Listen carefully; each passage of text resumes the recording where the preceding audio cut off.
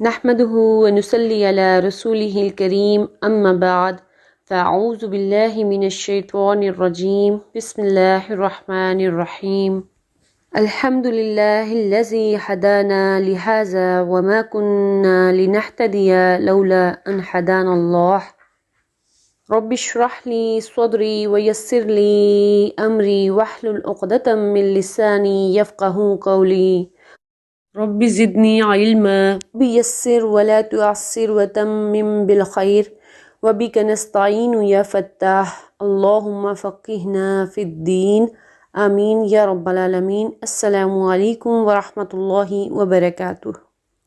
کیسے ہیں آپ سب لوگ؟ امید کرتی ہوں کہ ایمان اور صحت کی بہترین حالت میں ہوں گے۔ الحمدللہ، اپنی نیتوں کو خالص کرتے ہوئے اپنے رب تعالیٰ کا شکر ادا کرتے ہوئے کہ اس نے ہمیں یہاں تک پہنچا دیا، ہمیں توفیق دے دی، ہمیں چنے ہوئوں میں شامل کر لیا کہ ہم اس کے کلام کی زبان کو سیکھنے کی کوشش کرنے جا رہے ہیں۔ اللہ سے دعا ہے کہ وہ ہمیں اس پر استقامت بھی عطا فرمائے۔ الحمدللہ، ہم نے اپنی پچھلی کلاس میں اسم المعرفہ کی اقسام کو سیکھا تھا، اور انشاءاللہ آج ہم ایک نیا ٹاپک سیکھیں گے۔ ابھی ہم اپنا چیپٹر نہیں شروع کر رہے کیونکہ ابھی کچھ ٹاپک سیکھنا باقی ہیں۔ انشاءاللہ جب وہ کلیئر ہو جائیں گے تو اس کے بعد پھر ہم اپنی بک پہ آئیں گے۔ تو آج کا جو ہمارا ٹاپک ہے وہ ہے جنس۔ جنس کے اعتبار سے جب ہم اسم کو دیکھتے ہیں تو اس کی دو اقسام ہمیں نظر آتی ہیں۔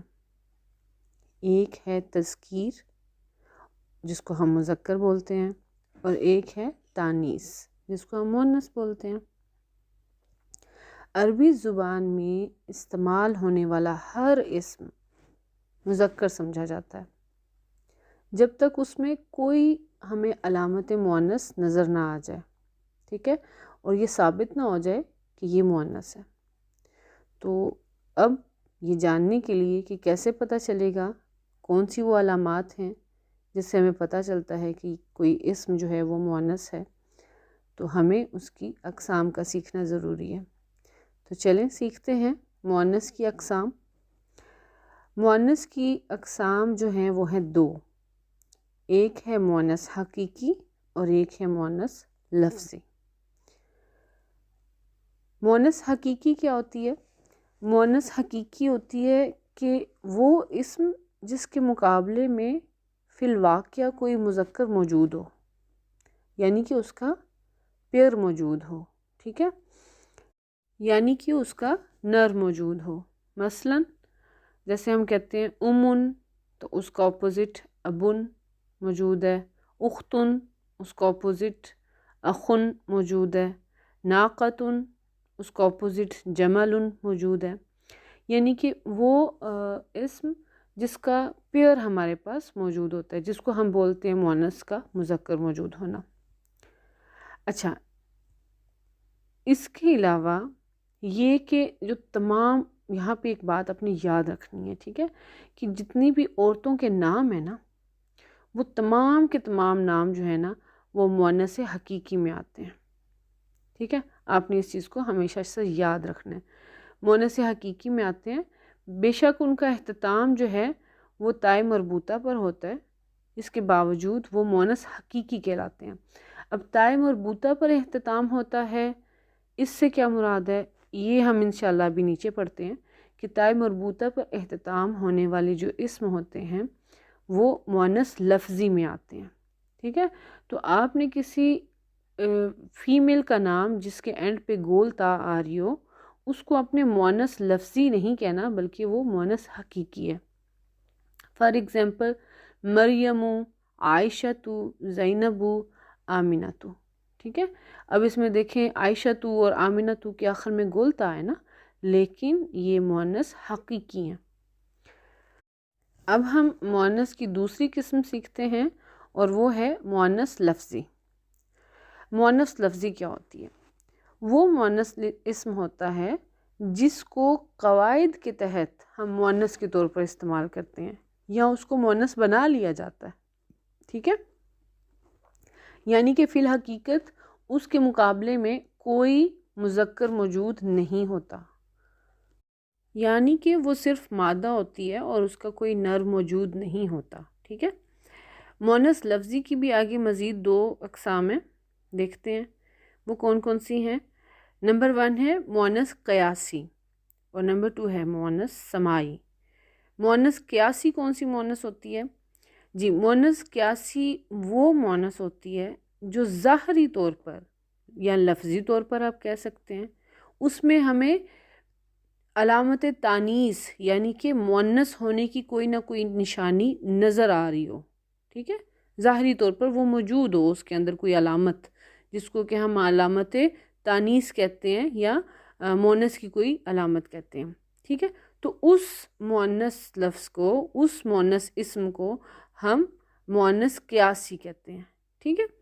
اور یہ کہ اس میں ہم خود علامت تانیث کو ایڈ کر کے اس کو مؤنث بناتے ہیں۔ کوئی اسم ہوتا ہے جس میں ہم خود سے جو ہے مؤنث کی علامت کو ایڈ کرتے ہیں اور پھر وہ اسم جو ہے وہ مؤنث بنا دیا جاتا ہے۔ اب وہ کون کون سی علامات ہیں اب دیکھتے ہیں۔ وہ 3 قسم کی علامات ہیں۔ ایک ہے تاء مربوطہ، ایک ہے الف مقصورہ اور ایک ہے الف ممدودہ۔ یہ 3 جو ہے نا قیاسی مؤنث کی علامات ہیں۔ الف مربوطہ، اور اس سے تو آپ کافی فیملر ہوں گے کیونکہ آپ لوگوں نے کافی دفعہ سن رکھا ہوگا۔ تاء مربوطہ جو ہوتی ہے وہ کیا ہوتی ہے؟ اس کو عام فہم میں، عام زبان میں ہم گول تا بھی کہہ لیتے ہیں، ٹھیک ہے، تو اس کو تاء مربوطہ کہا جاتا ہے جو گول تا ہوتی ہے۔ اور مؤنث کی تمام علامات جتنی بھی ہیں مؤنث کی، ان میں سب سے زیادہ یہ استعمال ہوتی ہے۔ تو وہ اسماء جن کے آخر میں گول تا یا تاء مربوطہ آئے، وہ اسماء عربی زبان میں مؤنث مانے جاتے ہیں، ٹھیک ہے۔ مثلاً جنتن، قریتن، سیارتن، ساعتن، غرفتن، ٹھیک ہے۔ قریتن جو ہے بستی کو بولتے ہیں، باقی سب تو آسان ہے۔ اچھا، عربی زبان میں صفات، جو صفت ہوتی ہے کسی کی خوبی، وہ جو ہوتی ہے نا مذکر اور مؤنث کے فرق کے ساتھ آتی ہے۔ آپ کو پتہ ہے نا کہ اگر مذکر ہوگا تو اس کی صفت مذکر ہی لکھی جاتی ہے، اگر مؤنث اسم ہے اور اس کی صفت بیان کی جا رہی ہے تو وہ مؤنث میں بیان کی جائے گی۔ تو کسی اسم صفت کو مؤنث بنانے کے لیے ہم جو اسم مذکر ہوگا، ہمارے پاس ایک مذکر اسم موجود ہوگا، تو اس کے آخری حرف پر فتح لگا کر تاء مربوطہ کا اضافہ کر دیتے ہیں، تو اس سے وہ مذکر اسم مؤنث اسم میں بدل جاتا ہے۔ فار ایگزامپل، جیسے ہم کہتے ہیں کافرن، ٹھیک ہے، اب اس کی ہم جب مؤنث بنائیں گے تو وہ کیا ہوگی؟ کافراتن، را کے اوپر ہم نے فتح لگا کر تاء مربوطہ کا اضافہ کر دیا۔ اسی طرح سے مؤمنن، تو اس سے جب ہم مؤنث بنائیں گے تو مؤمنتن ہو جائے گا۔ مسلمن، مسلمتن، صالحن، صالحتن، حسنن، حسنتن، ٹھیک ہے۔ آسان ہے نا، مشکل نہیں ہے، آپ کو بات سمجھ میں آ گئی ہوگی انشاءاللہ۔ اچھا، اس میں ایک پوائنٹ آپ نے یاد رکھنا ہے، وہ ہے استثناء کا پوائنٹ، کہ چند اسماء ایسے ہیں جن کے آخر میں تاء مربوطہ آتی ہے لیکن اس کے باوجود وہ مذکر ہی ہوتے ہیں، کیونکہ گول تا کے اور بھی استعمالات ہیں جو ہم بعد میں پڑھیں گے انشاءاللہ، تو آپ اس کو ذہن میں رکھیں گے۔ کچھ جیسے آپ دیکھیں، ہم پڑھتے ہیں علامتن، ٹھیک ہے، علامتو، طلحتو، حمزتو، اسامتو، خلیفتو۔ اب خلیفہ ہمیں پتہ ہے کہ ایک مرد ہوتا ہے، لیکن ہم ہمیشہ خلیفتو ہی گول تا کے ساتھ ہی لکھا جاتا ہے، ٹھیک ہے۔ تو یہ ایک کچھ جو ہے نا اسماء ایسے ہیں جو اس قاعدے سے مستثنا ہیں۔ دوسرا ہم نے دیکھا تھا الف مقصورہ۔ الف مقصورہ کیا ہوتا ہے؟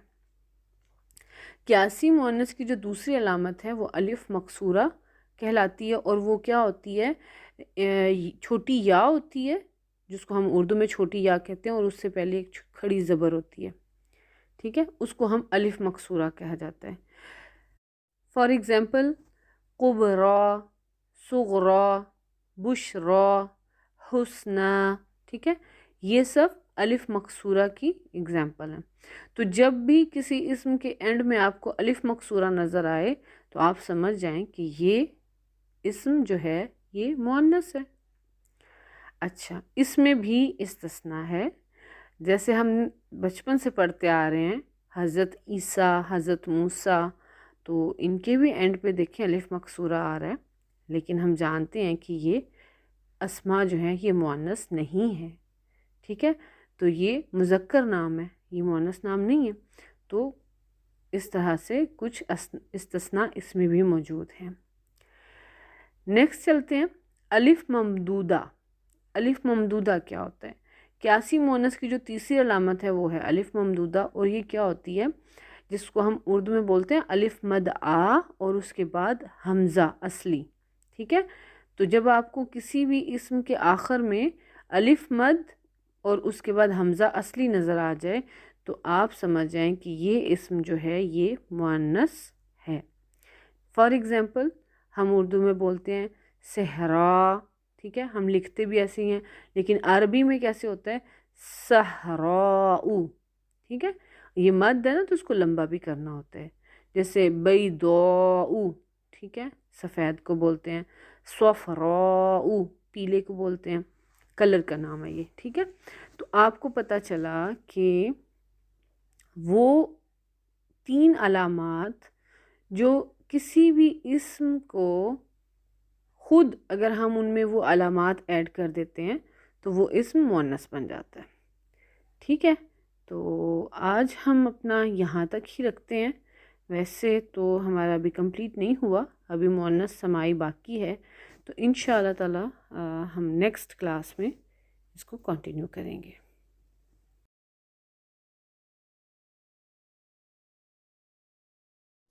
ربنا تقبل منا إنك أنت السميع العليم وتب علينا إنك أنت التواب الرحيم.